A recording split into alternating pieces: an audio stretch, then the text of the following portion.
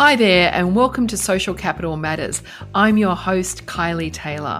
On this show, we take a deep dive into the ideas around social capital by talking to business and industry leaders about how they use it to collaborate with stakeholders and build a framework for long-term success.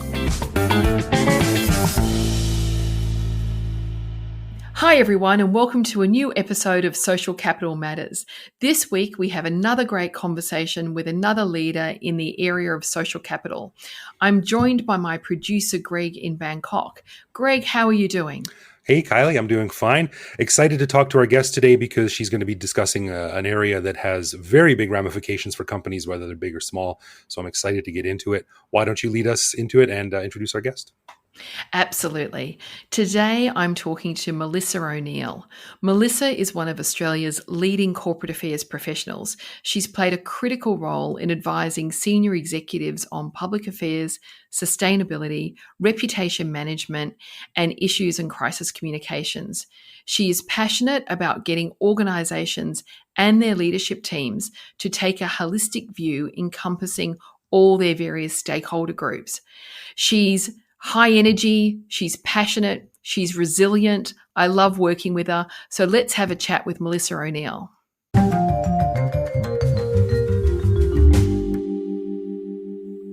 Hi, Melissa, and welcome to Social Capital Matters. It's a pleasure to have you here. Hi, Kylie. It's great to be here today with you. Mel, you've had an extraordinary career in a range of corporate affairs roles in what I consider some of the most complex and challenging industries. When I think about it, you've been in resources, energy, now infrastructure, you've been in banking and finance, retail, supermarkets, and of course, when we had the opportunity to work together, in wine. I'd be interested to hear from you over that 25-year career. What have been some of the biggest shifts you've seen in our profession? Yeah, it's an interesting question. And I think in some ways everything has changed.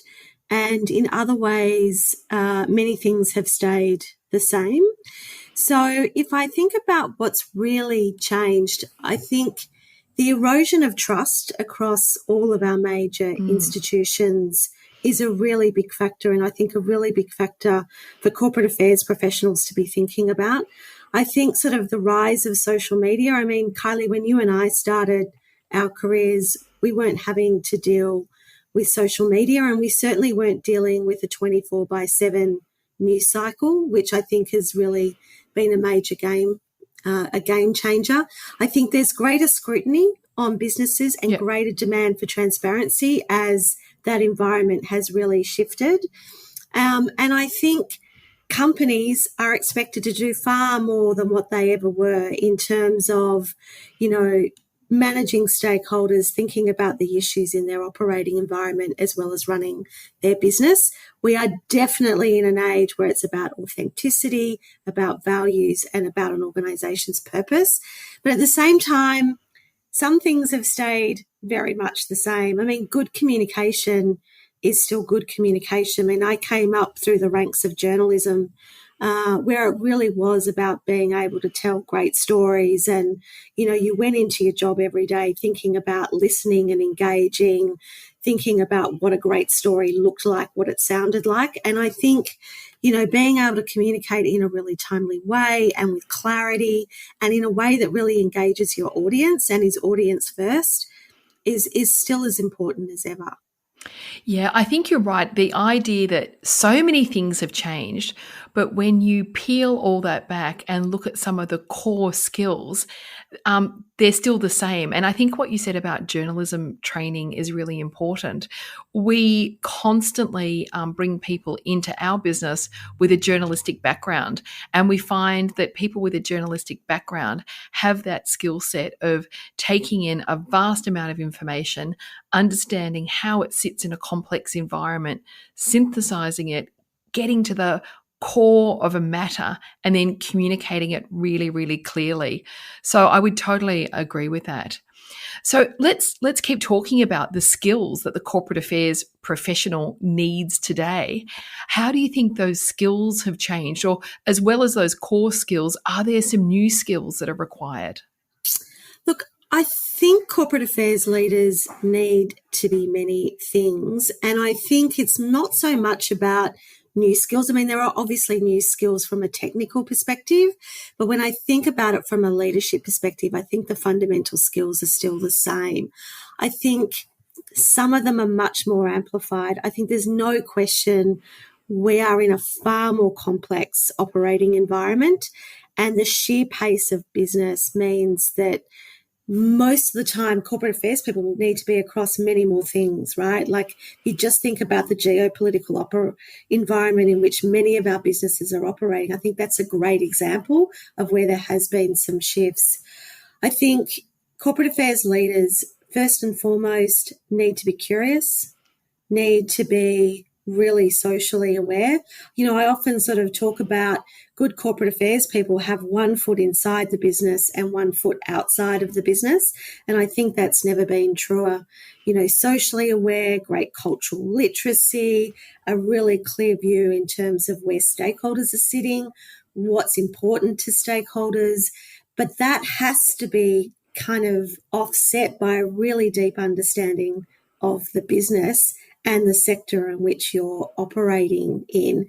And then I certainly know from my own experience, if you aren't adaptable, have high energy and really passionate about what you're doing, I think that's something that can really catch people out. I think we're expected to be across the breadth of our businesses as well as the depth of our businesses, and we're expected to have a really deep understanding of the operating environment, and in some cases not just in your own country, but if you're in a global role or a multinational, thinking about the broader operating environment.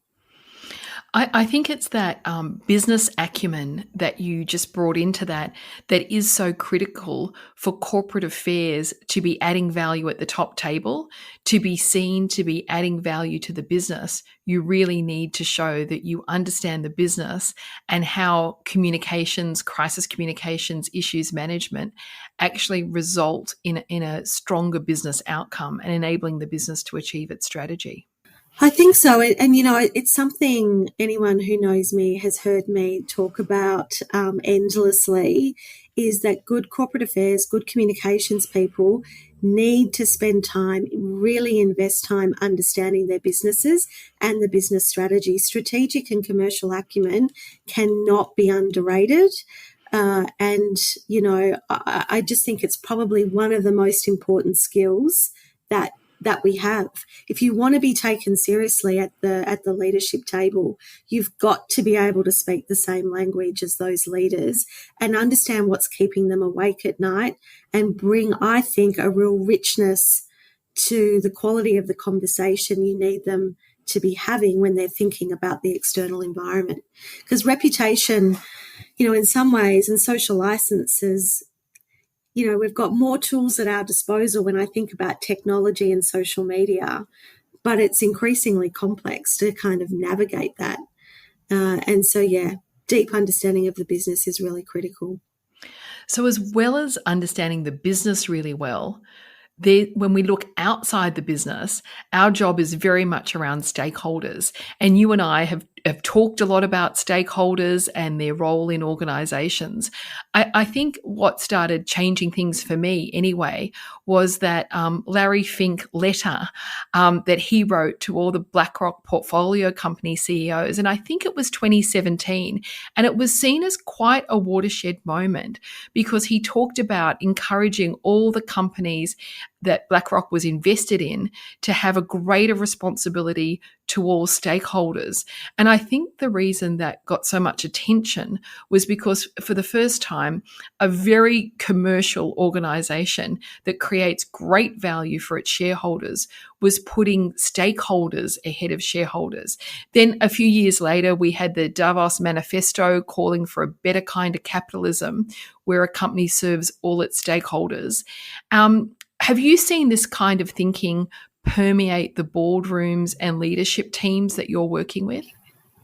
I think we have a lot to thank Larry Fink for in a lot of ways. I think those of us who've been around for a little while have always understood the importance of really good stakeholder management and engagement, but I think it's definitely shifted. I think that goes without saying. I think increasingly, and I think particularly the last 10 years or so, there has been a definite shift in terms of boards and leadership teams thinking about the role of stakeholders and how they engage. And I think how they engage on, the broader issues. And I think that is a really, really significant shift. I think part of that's been driven by an increased focus on ESG and sustainability. And I think part of it has also been driven by the fact that stakeholders have a lot of different ways to engage with businesses now. Once upon a time, that wasn't the case, but now a stakeholder can jump onto social media and really share very quickly an opinion they have about an organisation or a person within the organisation when it comes to our leaders and members of our board. I think it's also important to remember that businesses no longer, or they probably never have, operated in a vacuum. We're part of, everything's interconnected. And when we think about issues like ESG and sustainability, many of us are trying to work out how we work together to solve some of those big problems. So if I think about my time in wine and think about sustainability, for example, our customers and our people were at the forefront of a lot of the discussions around what does it mean to be able to feel really comfortable about buying a wine that's sustainable, either in the way that it's being produced, the way that it's packaged, the way that it goes to market. I think if I think about my time in energy and think about where we were making investment decisions on the energy distribution network, an increasing need to really have those conversations and involve communities in those decisions. And that was driven, I think, by the business, by government, but also by communities themselves in terms of having a very different level of expectation around their ability to show up and be part of those conversations.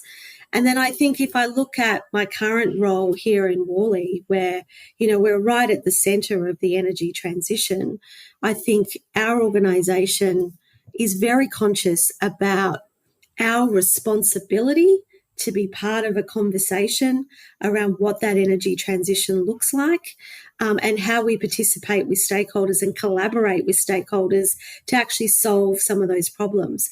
So I do feel like it has definitely shifted, and I think organisations and boards are thinking about risk and they're thinking about opportunity, and I think they're thinking about how do we solve some of these challenges that many businesses are facing, and we're actually so much better equipped to tackle those when we do it together as a coalition.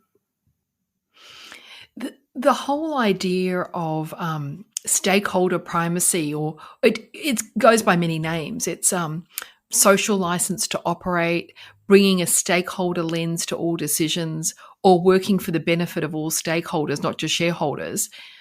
In practical terms, how do you see businesses making stakeholders more central to the business? What are they actually changing or doing differently to make that possible? I think businesses, and certainly the businesses I've been involved in, I think are thinking much more deeply about who their stakeholders actually are, what are the sort of issues and expectations they have. And I think that is about, talking to stakeholders, really engaging, really listening to what they've got to say, and businesses starting to think very differently about where do we engage and how do we engage. I think the tools that are now available to deeply engage have changed, significantly thanks to technology. Like when you think about citizens' juries and other public participation type processes that are out there, I think the process of engaging is really different. Now, it's still challenging. It's still having to make decisions and think about, who are you engaging with? What do you want to engage with them on? Where are they at? Meeting expectations, their expectations, and meeting them where they are actually at, and thinking about what are the tools that you can deploy to actually make those conversations as rich as possible. And I think increasingly we're seeing organisations really take that feedback on board and actually think about how they bring that in to their decision making in a very tangible way, right? So whether that's where are we going to put infrastructure, how are we going to develop the infrastructure, what are the things we need to be mindful of? I think those conversations are much more real. Once upon a time we talked about let's inform stakeholders, we talked about let's consult stakeholders. I think we're seeing organisations, particularly in some sectors, really coming up that maturity curve and thinking about how can we collaborate to drive a better outcome, not just for the business, but for the community or the customer and other stakeholders. And I think we'll continue to see more of it. I think the landscape has really changed. I think the other thing is that employees have a very different set of expectations of their employers. And I think that is just going to accelerate. When you think about how you retain, but more importantly in tight labour markets, how you attract talent, people want to work for organisations that share their values and their sense of purpose. And so I think employees have an expectations that organisations will consult with them on issues that matter, but also consult with the people around them. Or people want to feel really proud of the organisation that they work with. We see organisations embracing this idea of stakeholder primacy, but I'm sure, like me, you've also seen examples that it sort of becomes less convenient when there's other pressures on the business, be it financial pressure or some other situation that they're dealing with, and then it sort of swings back again to being more about the shareholders. Do you see that? And do you think we're going to keep seeing that sort of swinging of the pendulum as we go on this development journey? Yeah, I think it's a really interesting point. I think none of this is ever a linear kind of process, right? Maturity doesn't happen in a nice, neat fashion. So I think the pendulum will continue to swing. I think there are a lot of good intentions. I think what's really important for businesses to understand is that you have to take the good with the bad. And often when the going gets tough is actually when you need to engage more, not less. And I think this is about organisations really thinking about long-term management of risk, long-term management of opportunities, and thinking deeply about the long-term trajectory of their business. What does it mean to be a sustainable business and be able to navigate that environment? So I think every business is different. Every issue can be different. But in my experience, the organizations that kind of double down on engagement and really think deeply about it when the going gets tough are the organizations that tend to kind of do this well, do it consistently, and benefit. Sometimes when the going gets tough is when you get the best results.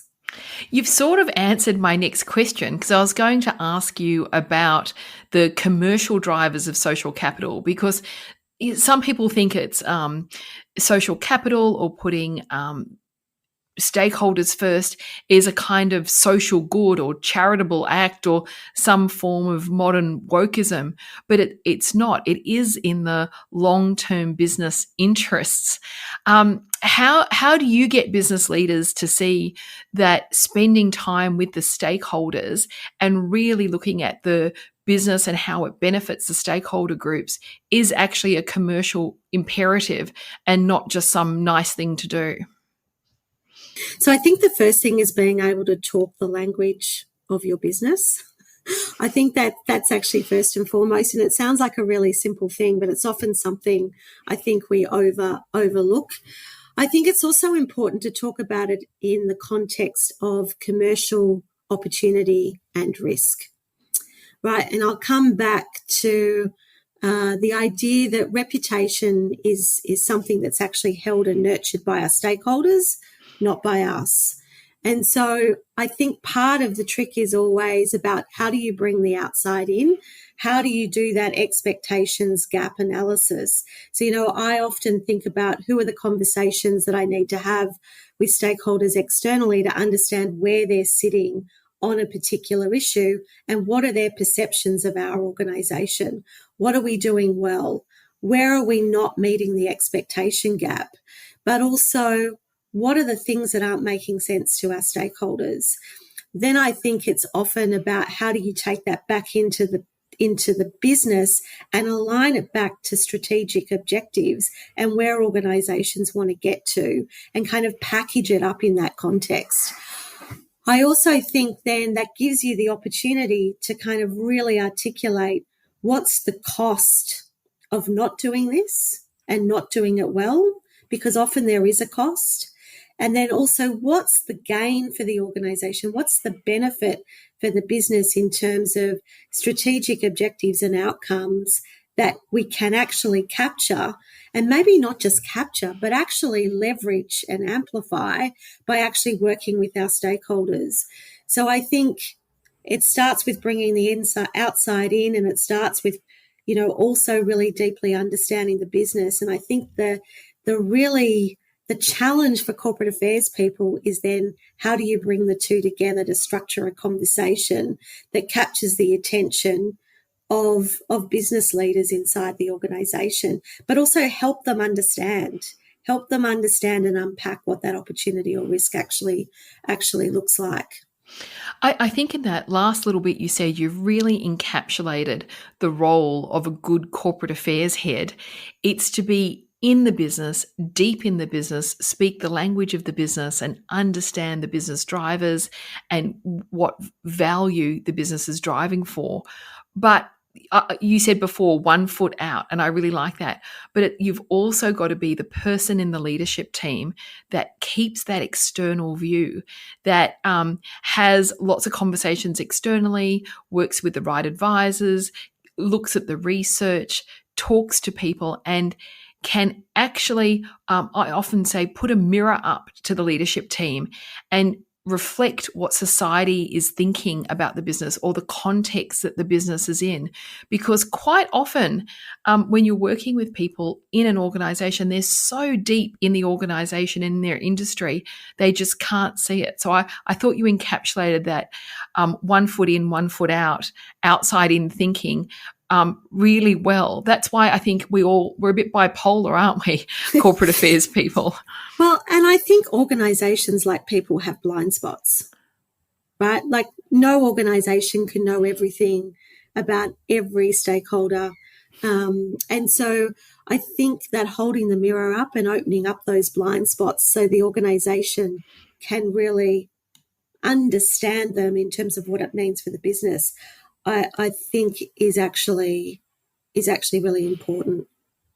Now, I knew we weren't going to have this conversation today without talking about sustainability and ESG in some way. You've led sustainability functions in several organisations as part of your remit as a corporate affairs head.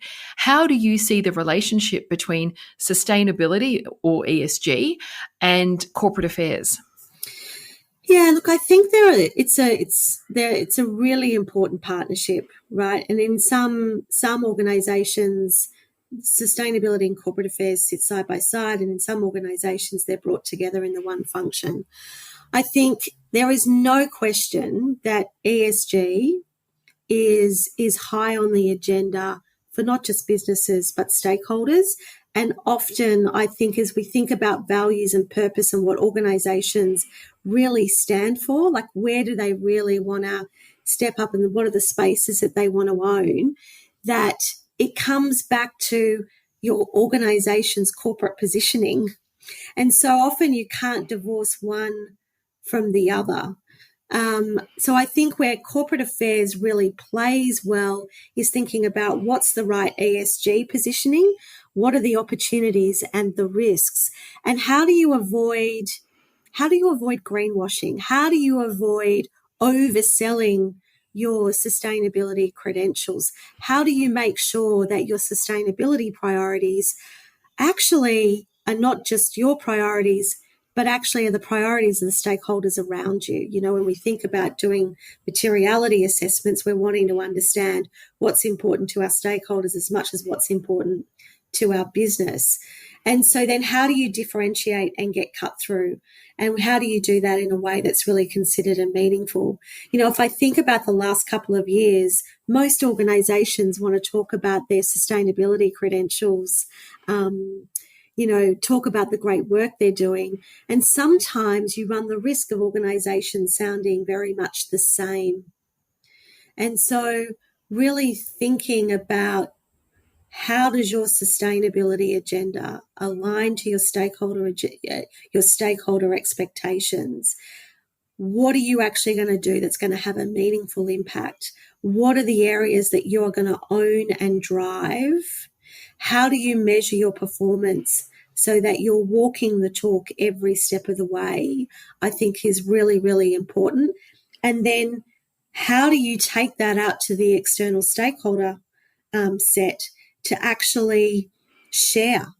You know, I think one of the things around sustainability that's really interesting is everyone's trying to learn from everyone else. And I think that's where corporate affairs can also help sustainability teams in thinking about how do you show up and where do you show up to have those conversations around sustainability. So I think it's a really critical space. And I think the idea of greenwashing, I mean, I remember sort of 20 years ago in BHP, we were talking about greenwashing. Yep. And I think it's still a really, really critical issue that organisations, I think, are still having to wrestle with. There's this real challenge between what do we take to market in terms of our sustainability credentials versus kind of the scrutiny and the transparency that stakeholders expect when it comes to sustainability performance. I think the partnership between communications and sustainability is critical, and you talked about that. One of the ways I've explained it is in communications or corporate affairs, we are the custodians of the narrative. And ESG or sustainability, I tend to use those terms interchangeably, is a really important part of the narrative right now. So there's no question that they're incredibly interlinked. Yeah, absolutely. As I said, for the most part, sustainability is becoming a core piece of an organisation's external positioning. So to your point, the narrative of an organisation is just intrinsically kind of connected to your sustainability agenda. And I think that's not just environmental, but it's also social, right? So it's the E and the S as well as the G. I think what's really important is that sustainability and corporate affairs are really well connected where they're not in the same function, so that, sustainability teams bring a real lens around the changing landscape of sustainability in terms of, measurement, transparency, sustainability ratings, performance. They're often deep technical experts within those teams. Corporate affairs is the translator, right? Translating that activity and performance into a narrative and a position that the organisation can then really talk with authority to stakeholders, including their customers and their people. Now I want to ask you to look into your crystal ball. Do you have a good crystal ball on the future? I don't know about that, Kylie. Some I get right and some I get wrong. Oh, well, I was going to ask you to look into your crystal ball and tell me what you think the next 10 and 20 years holds for us. Everyone's now talking about Gen Alpha. I've got to catch up because I was still thinking about the Zs. But, what are you expecting from Gen Alpha? Yeah, I mean, that is a big question. What is Gen Alpha going to look like? Look, I'm not sure, but I think we're going to see another really seismic shift. So I think they are going to be, they're obviously going to be digital natives. I think that goes without saying. But when we think about the emerging use of AI and how that's going to start to really quickly influence the way we work, but also the way we learn, I think that cohort is going to be better educated, I think they're going to have a very different set of expectations around organisations. I think they're probably also going to be the generation, because they're children now that have gone through these COVID lockdowns and COVID shutdowns, in terms of the impact that might have on them as well, in terms of how they connect, either through technology and face-to-face. So I think they're going to have a very different set of expectations around how tech delivers solutions to them.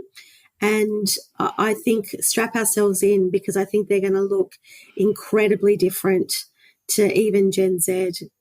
I think you're so true, Mel. And one of the exciting things about the future is Gen Alpha will be the CEOs in the future. They'll be making the decisions. These digital natives that have grown up with AI, with the planet, with the awareness that we certainly didn't have at that time. And I think that is going to be really exciting. And I hope we're around to see a lot of it. Now, in wrapping up today, we like to ask people for one final thought as a sort of takeaway.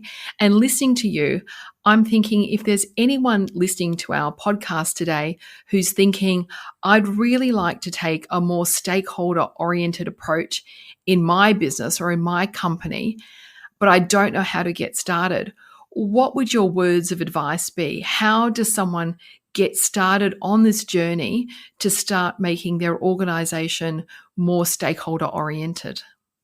So what I would say is no one size fits all, Kylie. And I think every organization looks different in this space. We've talked about needing to understand the business, but the thing I would love to leave people with is to be curious, to be courageous, be a bit bold.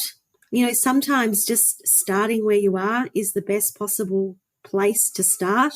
Pick up the phone, talk to some stakeholders.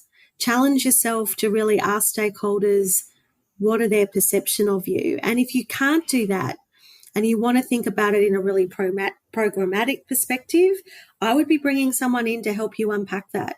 If I think about my time in other organizations, having an independent third party to actually help you go out and do that research with stakeholders and really bring you back an informed and objective and balanced perspective around how your organization is perceived, brings a huge amount of authority and credibility to that outside-in perspective, and more importantly, gives you insights, thematics to help you navigate how you're going to sell that back into your business and align it back to your business strategy.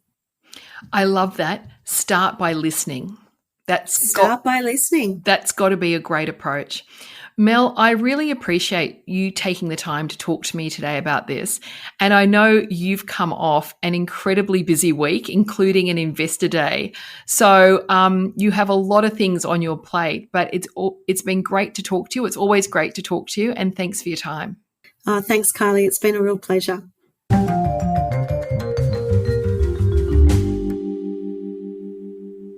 Hi, Greg. I thought that interview with Mel was really good. It's a slightly different perspective to the other interviews we've done, because Mel is an in-house corporate affairs practitioner, and that's what she's been doing for the bulk of her career. And to hear about social capital from her perspective and the priority she's putting on stakeholders, I think really rounds out our series of interviews in this podcast series.